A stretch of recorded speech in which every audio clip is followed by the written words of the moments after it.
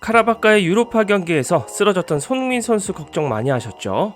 손흥민 선수의 모습이 토트넘 훈련장에서 포착되었다는 소식이 전해졌습니다. 손흥민은 동료들과 함께 편안하게 실내 사이클을 타면서 훈련하고 있었는데요. 이는 포스테코글루의 인터뷰와도 정확히 일치합니다. 포스테코글루는 맨유전 기자회견에서 손흥민의 상태는 그렇게 나빠 보이지 않는다라고 인터뷰했죠. 그리고 무엇보다 손흥민이 맨유전을 앞두고 훈련을 원한다는 이야기도 했습니다. 손흥민이 훈련장에 등장한 가장 큰 이유일 겁니다. NG가 경기 전에 손흥민의 상태를 보고 출전을 결정하기로 했는데 손흥민이 등장한 것을 보면 NG가 무리하게 출전을 시킬 가능성은 점점 높아지네요. 이런 상황에서 토트넘과 맨유의 경기를 앞두고 영국의 전문가들의 승부 예측이 흥미롭습니다. 그들은 양 팀의 최근 전술과 전력을 통해 결과를 분석했는데요. 하지만 놀라운 결과가 나왔습니다. 제가 가져온 전문가들 중 토트넘의 승리를 예측한 전문가가 한 명도 없습니다. 그들은 만장일치로 토트넘의 무승을 예측했죠. 왜 그들은 토트넘이 맨유에게 승리할 수 없다고 판단했을까요? 이번 영상에서는 토트넘의 무승을 예측한 이유를 영국 전문가별로 분석해 전해드리고요.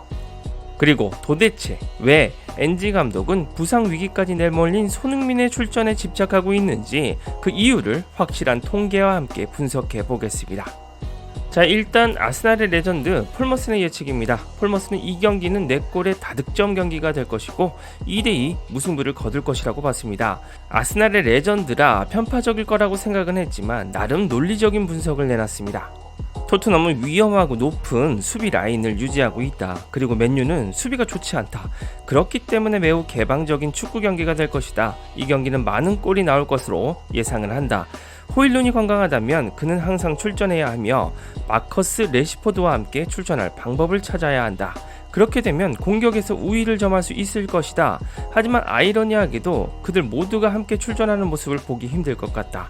최근 레시포드가 폼이 좋음에도 벤치에 앉아 있던 것을 봤으니까 말이다. 토트넘은 이번 시즌 괜찮았다. 아스날과의 경기에서는 세트피스의 퀄리티만이 차이를 만들었고 뉴캐슬과 레스터를 상대로는 이겼어야 했다. 이와 같은 경기를 이기지 못한다면 스퍼시라는 이야기가 나올 수 있다라고 말했습니다. 다 좋다가 스퍼시 언급한 것을 보면 확실히 라이벌 아스날 레전드답네요. 다음은 레전드 공격수 앨런 시어로도 이 무승부일 거라고 예측했습니다. 토트넘은 맨유를 괴롭힐 수 있는 선수들을 보유하고 있다. 제임스 매디슨은 뛰어난 선수이며 이번 시즌 토트넘이 느린 출발을 할 때에도 자신의 역할을 잘 해냈다.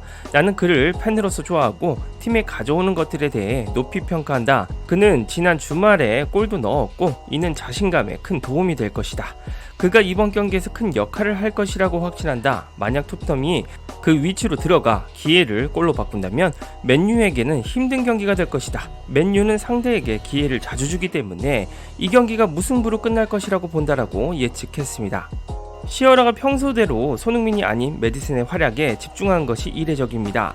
다음 맨유와 리버풀의 레전드 네빌과 캐러거의 예측 결과입니다. 그들은 맨유가 승산이 더 높을 것이라고 봤는데요. 네빌은 결과 예측에 대해 이렇게 말했습니다. 맨유가 이길 것이라고 생각한다. 맨유는 골을 넣는데 어려움을 겪고 있지만 나는 일요일에 좋은 분위기 속 올드 트래포드에서 항상 좋은 경기가 펼쳐지리라 생각한다. 2대1로 맨유가 이길 것이라고 말했습니다. 캐러거도 동의했습니다. 2대1 맨유다. 맨유가 크리스탈 팰리스에서 잘 플레이했다는 이야기를 하는데 0대0으로 비겼다면 그건 오마이갓이다 라고 말했죠. 네빌은 우리도 점수를 올려서 3대1로 갈까라며 로이킨과 이안 라이트가 이 결과를 예측한 후 의견을 나누었습니다. 이 캐러고도 그래 그렇게 해보자 라고 응답했다고 하죠. 이들이 맨유의 승리를 예측한 이유는 NG 전술에 치명적인 단점이 있기 때문입니다. 토트넘을 이길 수 있는 명확한 전략이 맨유에게는 있다고 보는 것인데요.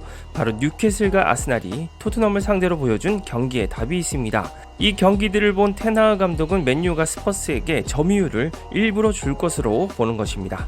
그리고 역습을 통해 이기는 것이 최선의 기회가 될 것이라고 생각할 수 있다는 것이죠. 이는 선수의 퀄리티와 조직력을 갖춘 팀에서 유독 잘 먹히고 있습니다. NG는 높은 수비 라인을 커버할 방법을 전술에서 찾지 않고 반더벤의 스피드에 의존하고 있기 때문입니다. 따라서 이번 맨유전도 공격 대 수비의 구도가 될 가능성이 높다는 것입니다. 경기가 결정되는 것은 두 팀 공격수들의 결정력에 달려 있다고 예측하고 있습니다. 어쨌든 영국 전문가들의 의견에서 토트넘의 압승을 예측한 인물이 없다는 점이 눈에 띕니다. 토트넘이 이번 시즌 경기력이 상당히 불안전하다는 것을 잘 보여주는 예입니다. 이렇게 암울한 예측이 오가는 상황에서 팀의 에이스인 손흥민마저 빠진다면 어떻게 될까요? 손흥민이 일단 사이클을 타는 모습이 공개가 된 상태입니다. 엔지 감독은 왜 손흥민의 출전에 집착하는 걸까요? 일단 포스트코글루도 손흥민을 무리하게 출전시킨 점은 인정을 했습니다. 나는 시즌 초반에 손흥민의 출전 시간을 조정하고 싶었다. 하지만 히샬리송을 잃었고 도미닉을 잃었으며 윌슨도 잃었다. 가끔은 부상 자체가 아니라 어떤 종류의 부상이 발생하느냐가 문제다. 그래서 손흥민이 내가 원했던 것보다 더 많이 뛰고 있다. 도미닉을 영입하고 윌슨을 데려오고 티모의 임대를 연장한 이유는 그의 출전 시간을 관리하기 위해서였다. 그는 대표팀 일정도 있기 때문이라고 말했습니다. 결국은 선수들의 부상으로 인해 손흥민의 출전 시간을 케어하지 못했다는 겁니다. 하지만 손흥민의 자리에 뛸 수 있는 베르너가 존재했습니다. 뭔가 다른 이유가 분명히 더 있을 텐데요. 손흥민이 현재 EPL 1위를 달리고 있는 이 통계를 보시면 NG의 집착이 이해가 되실 겁니다. 이 손흥민이 EPL에서 XPV 1위를 차지했습니다. NG 감독이 얼마나 손흥민에게 의존하고 기대하고 있는지 잘 보여주는 지표인데요. XPV란 선수가 경기장에서 얼마나 효과적으로 공격 기회를 창출하고 팀의 점유율을 높이는지를 나타내는 중요한 지표입니다. XPV는 팀이 특정 상황에서 공격을 할 때 점유율을 바탕으로 예상되는 가치입니다. 특히 공이 선수에게 있을 때 팀의 공격이 성공할 가능성을 수치로 표현한 것이죠. 이 수치에서 손흥민이 1.76 압도적인 1위를 기록하고 있습니다. 이 트라오레에 이어 밑에 4위 메디슨 그리고 8위에 더브라이너까지 있습니다. 그야말로 팀 공격의 뿌리가 되는 선수를 나타냅니다. 일단 이 지표가 중요한 이유는 여러 가지입니다. 가장 중요한 건 손흥민의 공격 기여도가 엄청나다는 의미입니다. 손흥민이 XPV에서 1위를 기록했다는 것은 손흥민이 토트넘 공격을 주도하고 있다는 의미입니다. 손흥민이 빠지면 이런 팀 전체의 공격 전개에 큰 영향의 공백이 생기는 것이죠. 둘째는 상대팀의 리스크를 만드는 능력을 나타냅니다. XPV는 선수가 상대팀에게 얼마나 많은 위험한 상황을 만들 수 있는지를 나타내기도 하기 때문입니다. 손흥민이 많은 기회를 만들고 상대 수비를 무너뜨리며 팀의 득점 가능성을 높이고 있습니다. 최근 손흥민의 슈팅이 적고 득점수가 팬들의 기대치에 못 미치고 있습니다. 하지만 손흥민의 플레이 스타일 자체가 상대에게 위협이 되고 있다는 것을 보여줍니다. 세 번째는 손흥민이 뽑아내는 극한의 효율성입니다. 높은 XPV 수치는 손흥민이 효율적으로 공격 기회를 창출하고 있음을 의미합니다. 이는 그의 드리블, 패스, 위치 선정 등이 모두 최고의 수준이라는 증명이죠. 마지막으로 핵심은 바로 토트넘이 손흥민에게 엄청난 의존도를 보여주는 지표라는 사실입니다. 손흥민이 EPL에서 XPV 1위를 기록함에 따라 토트넘 선수단 그리고 NG 감독이 공격 전체에서 얼마나 의존적인지를 보여줍니다.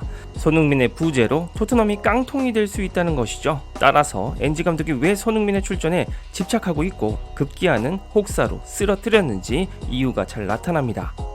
그렇기 때문에 맨유전 기자회견에서 손흥민의 휴식과 관리를 인정하면서도 좌측 윙어 선발에 손흥민의 몸 상태 체크가 최우선 순위라고 밝힌 이유가 이해가 되죠. 맨유전은 상당히 중요한 경기이기 때문에 이 공격 작업의 핵심인 손흥민이 NG는 절실히 필요한 이유입니다. 그리고 이런 손흥민의 이번 시즌 달라진 역할이 NG의 요구일 가능성이 높다는 논리적인 배경이 될 테죠. 왜 NG가 손흥민의 출전에 집착하고 혹사시키는지 그 이유는 잘 알겠지만 손흥민은 자신의 인터뷰대로 로봇이 아닙니다. 그리고 영국 전문가들이 부진한 맨유를 상대로 무승을 예측할 만큼 전술적으로도 치명적인 약점을 보이는 중입니다. NG는 언제까지 손흥민에게만 의존할 건가요? 축구용이었습니다.